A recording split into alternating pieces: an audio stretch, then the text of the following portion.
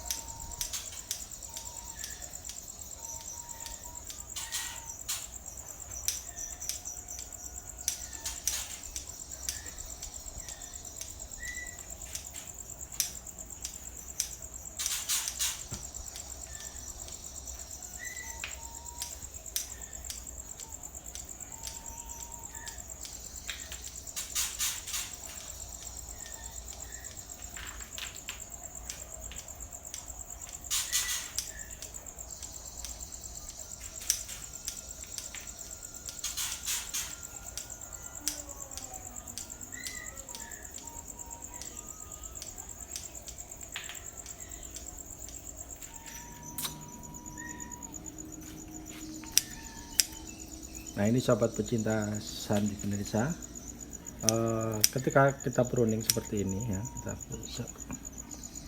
ini usahakan pakem ya, pakem ketika dulunya bekas potongan, habis itu kita pruning itu harus kita sama dengan yang dulu, karena ini sudah pakemnya ya, kita pakemnya seperti ini. Nah, kalau sudah pakemnya ini terus kita potong seperti itu, nah bonsai ini tidak akan bisa naik lagi ataupun turun, jadi udah pakemnya ya pas seperti ini. Nah, makanya ketika kita telat pruning itu biasanya nanti kita terubusan ya, atau tunas-tunas itu tinggi di sini, tinggi. Otomatis kalau telat ya, otomatis ini akan naik. Karena apa? Santiki kalau di pruning ya, kalau kita di pruning itu tidak boleh ada tanpa daun ya. Kalau tanpa daun efeknya nanti fatal, bisa nanti mati ranting. Nah, jadi harus ada daun-daun seperti ini, daun-daun seperti ini. Jadi kalau sudah pakem seperti ini ya ini, jadi memang perawatan itu penting sekali.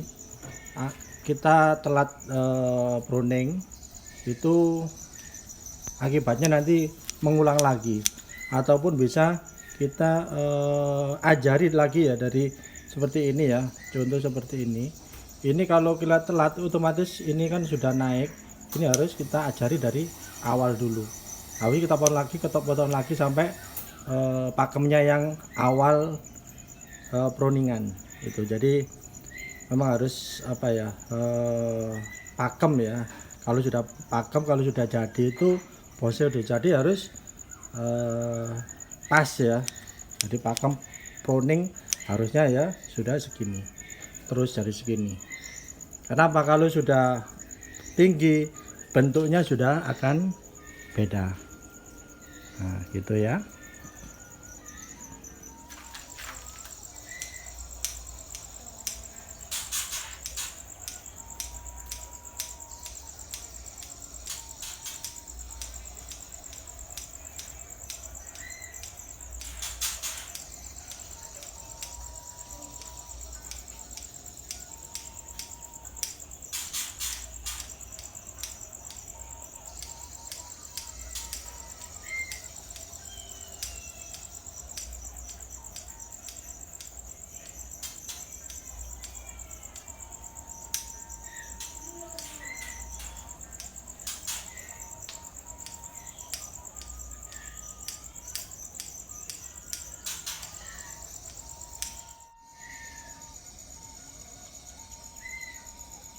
Nah, ini sobat pecinta Sandi Indonesia, hasil pruningan hari ini.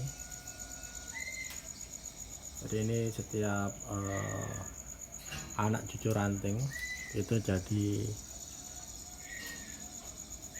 nah ini jadi tajuk ya, jadi tajuk seperti ini.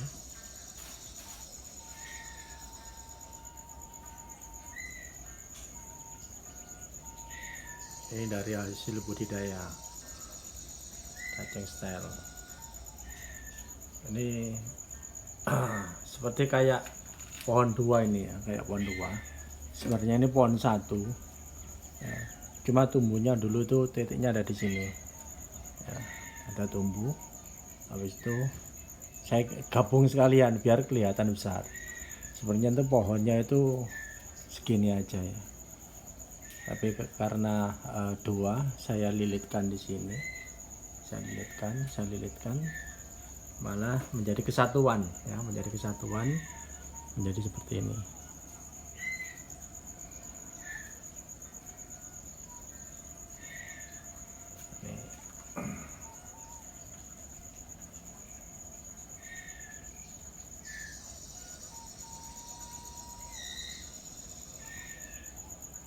Jadi ada perspektif ya, tampak belakangnya.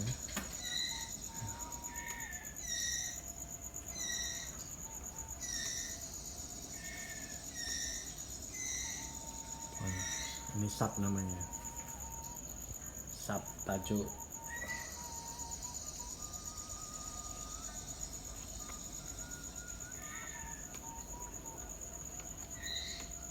Ini tampak belakangnya.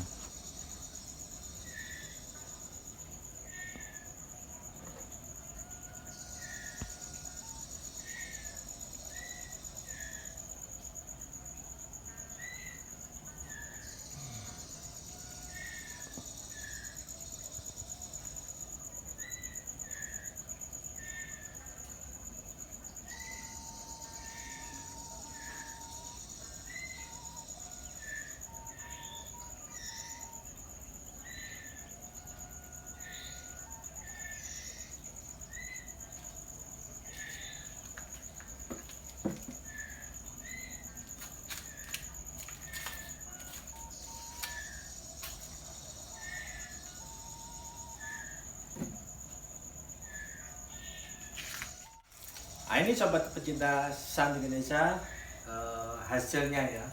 Jadi kita proning-proning, kita buat sap-sap seperti ini. Nah, ini untuk tujuannya itu dimensi ya, dimensi. Dan kesan tidak monoton ya. Kalau kita buat seperti ini lurus straight gitu ya, itu kesannya monoton. Jadi bisa mudah bosan. Tapi kalau kita buat sap-sap seperti ini itu mata memandang ya, mata memandang ataupun kita melihat dari sisi seni itu lebih enak ya, lebih enak. Jadi ada dimensi-dimensi. Nah, di samping itu di sini ya, kalau kita buat sap-sap seperti ini ataupun setiap tajuk seperti ini, bagian-bagian dalam ya, bagian dalam ini bisa terlihat ya, bisa terlihat. Nah, dari kedalaman ini, perspektif ini bisa terlihat. Di samping terlihat itu ya, itu ketika sinar matahari ya, sinar matahari masuk seperti ini, itu akan masuk ke sini ya, masuk bagian sela-sela, biarpun di sini ada kehidupannya di sini ya. Kalau kena sinar matahari ya tetap masih tersuplai sinar matahari ya. Jadi itu ya tujuannya kita membuat tajuk-tajuk seperti ini. Habis itu kita proning-proning seperti ini supaya nanti cahaya bisa masuk. Nah, dengan masuknya cahaya seperti ini, santik ini bisa sehat ya, bisa sehat. Jadi usahakan keseluruhan itu ya, setiap tajuk itu sehat ya. Biasanya itu rata-rata ya, itu santik gitu ataupun tanaman yang lain itu bagian atas yang sehat. Karena apa? Sinar matahari ya, sinar matahari itu terfokuskan pada bagian atas ya, bagian atas. Jadi seperti ini. Tapi kalau kita sering proning, bagian-bagian sini, bagian-bagian bawah itu akan tersuplai juga dan bisa sehat.